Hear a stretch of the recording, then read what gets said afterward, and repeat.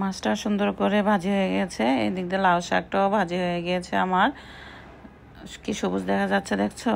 তো hello everyone, তোমরা সবাই কেমন আছো? আশা করি ভালো আছো। আমি আল্লাহর রহমতে তোমাদের দয়ায় ভালো আছি। তো আজকে আমি মার্কেট করতে চলে আসছি। কোথায় আসছি তোমাদেরকে অবশ্যই বলবো।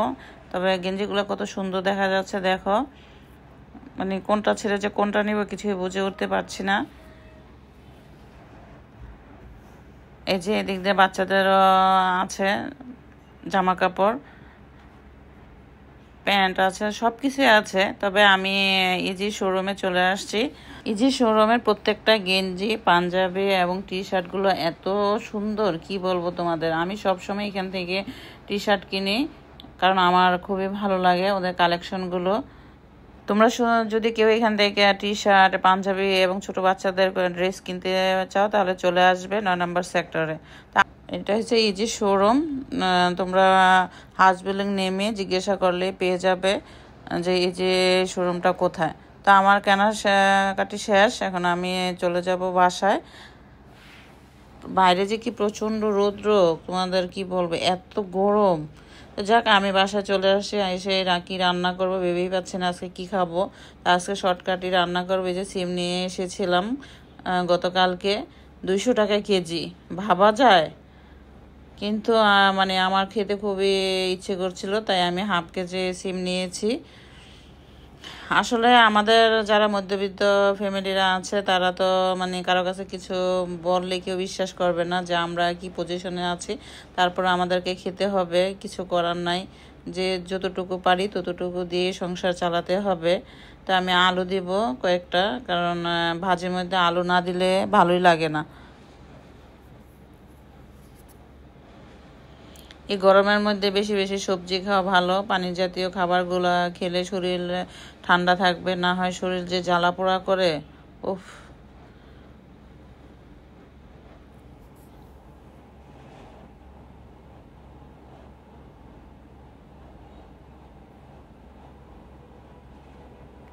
তা আমার আলু কাটা শেষ, এখন আমি শাকগুলোকে ধুয়ে নিচ্ছি। সিম, আলু এবং লাউ শাক দিয়ে আমি আজকে ভাজিটা করব, কারণ এই ভাজিটা খেতে খুবই ভালো লাগে গরম ভাতের সাথে।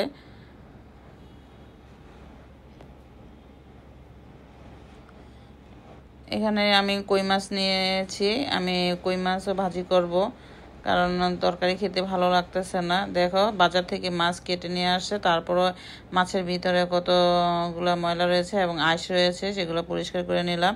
তো এখন আমি কড়াইতে দিয়ে দিয়েছি তেল এবং রসুন কুচি এবং শুকনো মরিচ কুচি, পেঁয়াজ কুচি।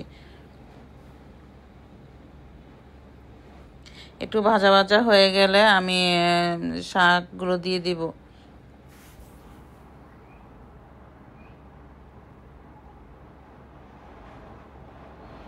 শাকটা দিয়ে দিচ্ছি, তবে একটু সময় করে ভাজতে হবে, কারণ পানি দেওয়া যাবে না। পানি দিলে ভালো লাগে না ভাজিতে। তাই আমার শাকে একটু পানি নেই, তার জন্য আগুনটা একটু কমিয়ে দিতে হবে আঁচটা, তাহলে শাকটা তেলের মধ্যে ভাজি হয়ে যাবে, খেতেও ভালো লাগবে।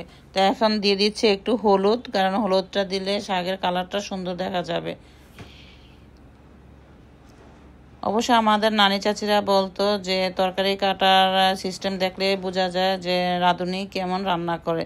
তবে এটা আমি মানি না, কারণ আমি মনে করি একজন গৃহিণী যখন তার পরিবারকে কোনো খাবার রান্না করে খাওয়াবে, তখন সর্বোচ্চ চেষ্টা করে ভালোটা দেওয়ার চেষ্টা করে। আমার ভাজিটা প্রায় হয়ে গিয়েছে, খেতে মনে হয় খুবই ভালো লাগবে। দেখতে পাচ্ছ, উহ, ধোয়া ধোয়া ভাজি। এখন ভাজিটা নামিয়ে নিচ্ছি আমি।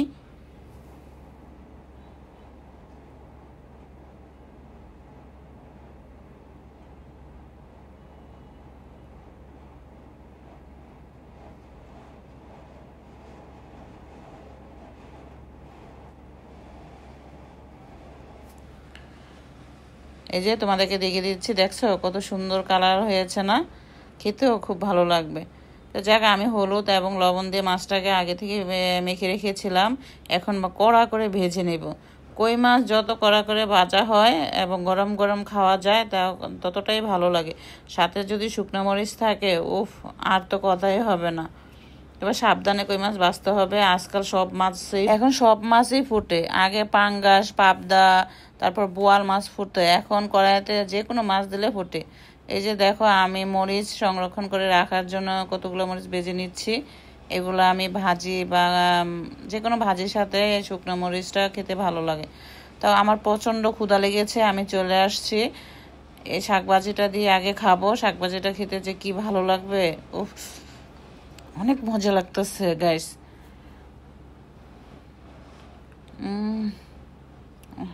এই যে কই মাছটা দিয়ে খাচ্ছি, সাথে দেখছো এই যে শুকনো মরিচটা দিয়ে মেখে যখন লোকমাটা দিব, উফ মনে হইব স্বর্গীয় স্বাদ। তো আজকে আমার ভিডিওটা কেমন হয়েছে অবশ্যই তোমরা লাইক শেয়ার কমেন্ট করে জানাবে। তো তোমরা সবাই ভালো থাকো, সুস্থ থাকো, আল্লাহ হাফেজ।